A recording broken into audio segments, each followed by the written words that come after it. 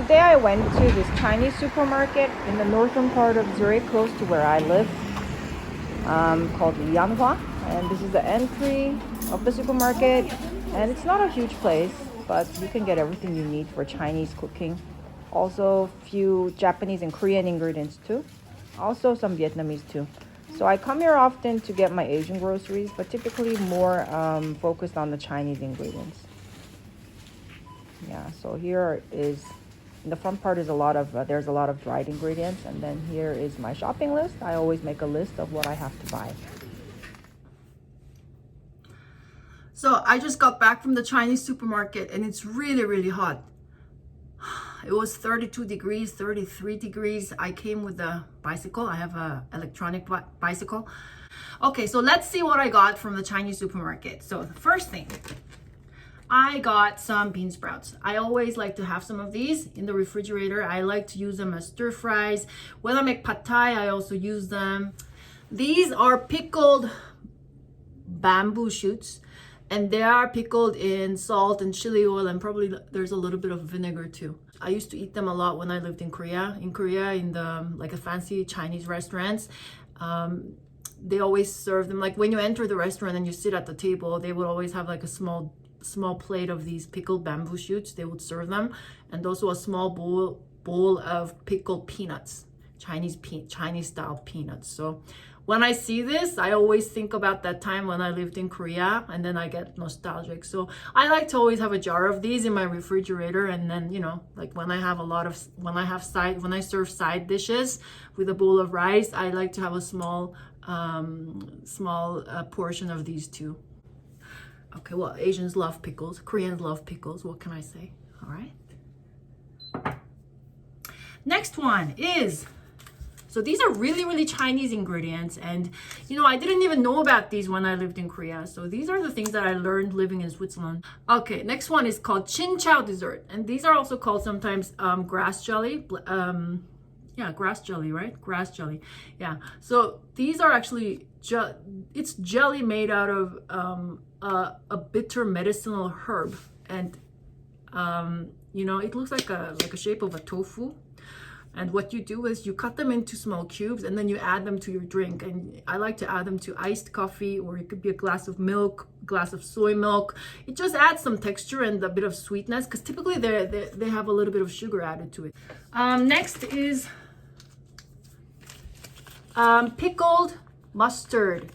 And these, so they actually look like kind of a small bok choy, like a bigger bok choy or a small Chinese cabbage. And I'm going to use this to make a Chinese dish. It's a fish stew with broth with these sour and salty Chinese pickled mustard leaves inside. And the contrast between the umami-rich fish broth versus these sour, crunchy vegetables is a really nice contrast. And I'm going to make this stew maybe next week or so. So I bought this to make that dish. Okay, next is spicy flavor seasoning for stir fry. And this is to make the Sichuanese dish called Ma La Xiang Guo. And I don't know if my pronunciation is not right. So, you know, the language has 4 tones, right? And it's always difficult to get the right tone for me. But anyway, you know, when I was young, we had to learn Chinese in the Korean schools. So I can read quite some of the traditional Chinese, but not the modernized one. Like these are the modern Chinese, like these two. Okay. So the brand is called Haidilao. It's one of the famous hot pot sauce brands. And I also heard that they have a hot pot chain in China, hot pot chain restaurants. So it's basically, think about the Chinese hot pot, and the hot pot has broth, right? But Ma La Xiang Guo, which is also called aka, also known as dry hot pot. It's basically you are stir frying various ingredients with the hot pot seasoning. So the hot pot seasoning, the base of it is, of course, chili, Sichuan pepper, some of doubanjiang, which is the Chinese spicy chili paste, and then some aromatics, garlic, ginger, and all these things. So I'm going to use this, and also I'm going to add some other sauces when I stir fry my dry hot pot, malaxiangguo. All right, next one is enoki mushroom. So we use this a lot in Korean cooking too, and actually in Korea it's called 팽이버섯, and so it doesn't really taste mushroomy. It's really for adding a bit of a texture, crunchy texture in your dish. It's great for adding into stir fries, or also you can make stew, like, you know, it's an add-on to stews. Typically used also in shabu shabu dishes too. In Swiss grocery stores, you can't get this. Like, the Swiss people don't eat this, yeah? But if you go to any Asian supermarkets, you can get it. Okay, next is white sesame seeds. I always like to, so these are not roasted, okay? You can see that it's pale, and I like to buy the pale raw ones, and I roast it myself in a dry frying pan until they turn golden brown, and then they will smell very nutty. And I love to, in Korea, we love to use them as topping. Of course, in Japanese cuisine too. I think overall in all Asian cuisine, typically the Northern Asian cuisine, Chinese, Japanese, Korean cuisine, we use a lot of these as garnish or topping. In Korea, we use them really a lot. Okay, next is potato starch. So this Saturday, we have some friends who are visiting us from Colombia in South America, and I'm going to do an Asian meal, and so I'm going to do a 3-course Asian meal, and my second dish is going to be Japanese karaage. So that is the deep fried chicken, Japanese style, battered with potato starch. Last one is dried tofu skin. So you see it looks like a long stick like that, and they have wrinkles. So basically what this is when you boil, for example, when you boil milk, when the milk gets hot, you see a thin layer on the top of your milk, right? Like a cover. It will create a thin cover on the top. So it's the same with soy milk. When you boil soy milk, you will get a thin layer on the top. So you pick it up with your chopsticks, and then you can get rid of all of this thin layer.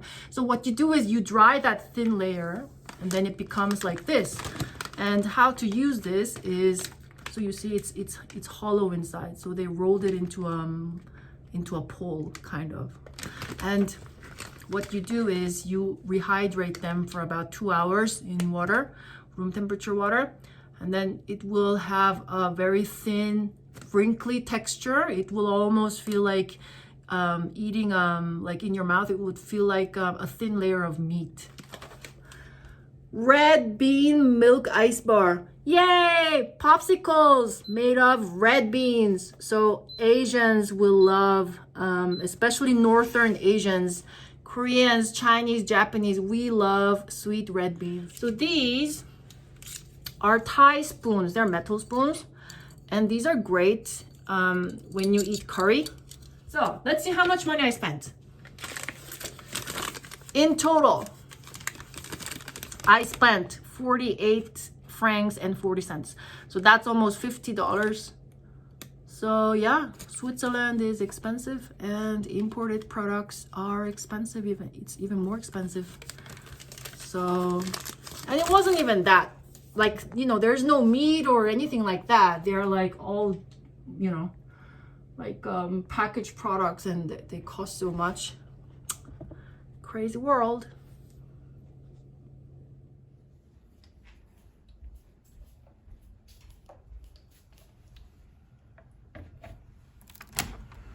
Oh, it's so hot. My plants are so thirsty. It's such a hot day. It's over 32 degrees. And these are my perilla leaves. In Korean, it's 깻잎. And they are so thirsty.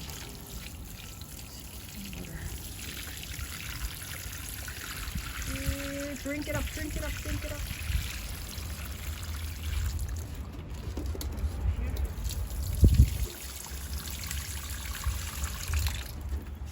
Rosemary.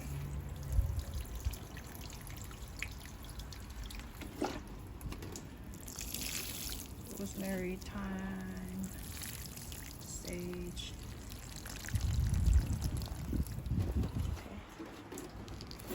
Basil.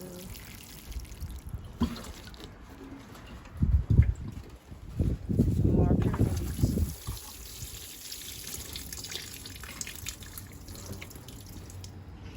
They smell so good. Okay. There's some mint. Okay, they will need some water too. I'll water them later. So I made 2 shots of Nespresso. I'm gonna add a little bit of water to it because I want to drink it long. I want to have a bit, I don't want a short coffee but a long coffee. So I'm gonna add some water. Yeah. And then into the ice.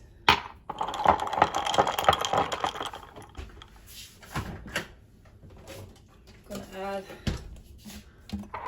a little bit of milk.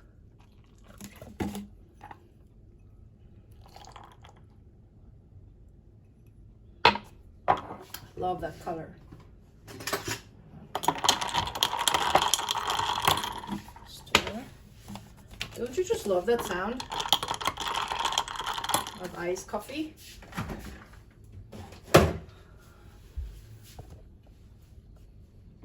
And let's open this grass jelly dessert. Cut it into, just gonna, okay. Done.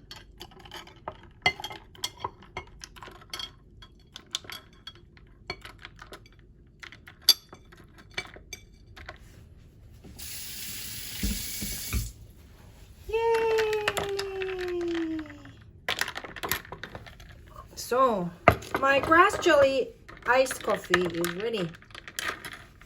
Let's try it.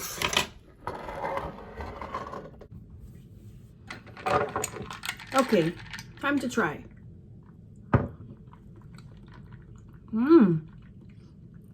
Not too sweet. Adds a bit of a sweet and slightly bitter taste, and then goes well with my coffee. So on a summer day, when you feel like something, you want to have something different, you want to have your iced coffee, but you want something different, try this out. Add grass jelly to your iced coffee. Cheers.